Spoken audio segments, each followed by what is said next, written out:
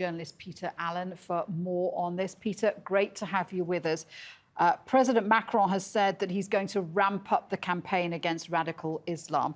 So what is the feeling there right now? Is there a fear from the Muslim communities in France that they're being vilified?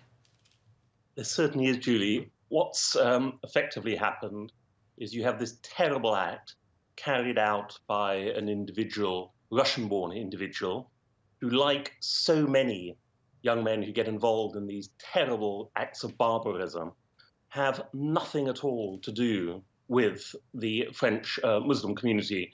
There are around 5 to 6 million Muslims living in France. All of them would be outraged to think that their religion is being associated with men like this. Yet the French state, it happens every single time when we get an incident like this, a major crime like this, they say that they're going to clamp down on all Muslims in France. This is called spreading collective guilt. And there's quite rightly a huge amount of anger against it. And even before this, President Macron was bringing in new laws, the anti-separatism law that's being introduced. Muslims worried that this will fuel Islamophobia. And today we've seen 2 women who were stabbed by an attacker who apparently referred to them as filthy Arabs. Yes, I covered this horrific crime. An attempted murder inquiry has been launched. These 2 women who were from a French-Algerian background, they were walking with their children below the Eiffel Tower on Sunday evening. They were attacked by 2 women. We don't know much about these 2 women, except that they were described as white European looking, and they are in custody facing again, an attempted murder inquiry. Now, as you quite rightly say, the response to what is happening amongst a lot of other people is that Macron is trying to appeal to far-right voters, and especially voters of the Rassemblement National, that used to be called the National Front.